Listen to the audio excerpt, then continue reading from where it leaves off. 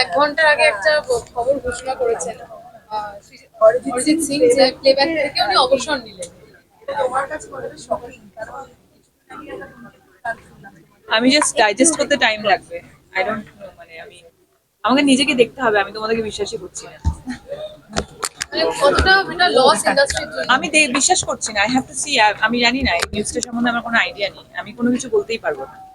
Thank you. MIMO বলছে যে অরিজিৎকে দিয়ে অ্যাকচুয়ালি লাস্টের গানটা হোক কলরবে লাস্টের গানটা করানোর কথা ছিল, করালে না তুমি, দেখলে গানটাই ছেড়ে দিল আর কি। জাস্ট আমি এক্ষুনি নিউজ পেলাম, আমি পুরোটা না শুনে বা বুঝে আমি বলতে পারবো না কিছু।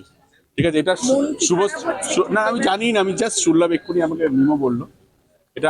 আমি যতক্ষণ না শুনবো, অ্যাকচুয়ালি অরিজিৎ আমার খুব ভালো বন্ধু, আমি পুরো ব্যাপারটা না বুঝে না জেনে আমি কিছু বলতে পারবো। জাস্ট আমি সিনেমা দেখে বেরোলাম, ঠিক আছে। আচ্ছা, সম্প্রতি একটি খবর পোস্ট হয়েছে অরিজিৎ সিং এর থেকে যে তিনি রিটায়ারমেন্ট ঘোষণা করলেন সঙ্গীত জগতে। কি বলবে, এবং প্লেব্যাক তিনি আর করবেন না, তো সেই বিষয়ে কি বলবে, কতটা খারাপ ইন্ডাস্ট্রির জন্য? এটা অরিজিতের ব্যক্তিগত সিদ্ধান্ত। অরিজিৎ সিং আমাদের খুবই প্রিয় একজন গায়ক, শুধু বাংলার গর্ব নয়, সারা ভারতের গর্ব অরিজিৎ। ডেফিনেটলি এটা এই মুহূর্তে খারাপ লাগা, কারণ আমিও আমাদের ছবির জন্য বহুবার অরিজিতের সাথে আমরা চেষ্টা করেছিলাম অরিজিৎ যাতে গান গায়, সেটা যখন শান্তনুদা কম্পোজ করেছে বা জিদ্দা কম্পোজ করেছে বিভিন্ন সময়, কিন্তু টাইম দিয়ে উঠতে পারেনি। আপাতত ইনফ্যাক্ট কিন্তু অরিজিৎ, যেটা আমি অরিজিতের সাথে কাজ করেছি, কারণ সারেগামাপাতে অরিজিৎ এসছে, দুবার এসেছে, নিজে এত পছন্দের প্রোগ্রাম। অরিজিৎ নিজে বলেছিল ওর মায়ের খুব ভালো লাগে, মানে ভালো লাগতো তখন সে সময় এসেছিল। তবে ডেফিনেটলি ও নিজে হয়তো গান গাইবে না এখন, বাট ভবিষ্যতে হয়তো এই তার যে বিপুল সংখ্যক ভক্ত আছে, ভক্তদের ভালোবাসায় তাদের আবেদনে সাড়া দিয়ে নিশ্চয়ই আবার সে তার যে আপাতত যে স্থগিত রেখেছে সেইটা থেকে সে সরে যাবে এবং নিশ্চয়ই সে আবার গান গাইবে।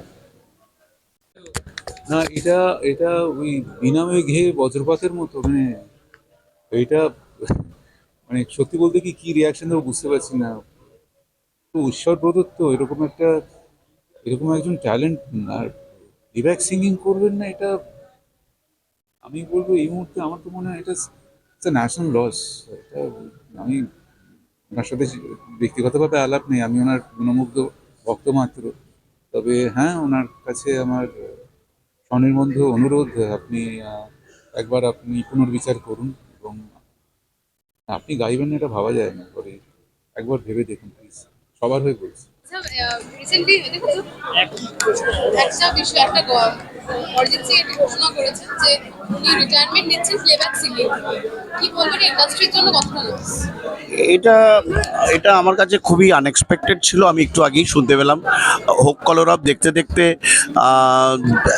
আমরা ভীষণভাবেই হোক কলরবের মধ্যেই ছিলাম। তার মধ্যে এটা একটা দুঃখজনক ঘটনা, কিন্তু দুঃখজনক ইনফরমেশন রাদার।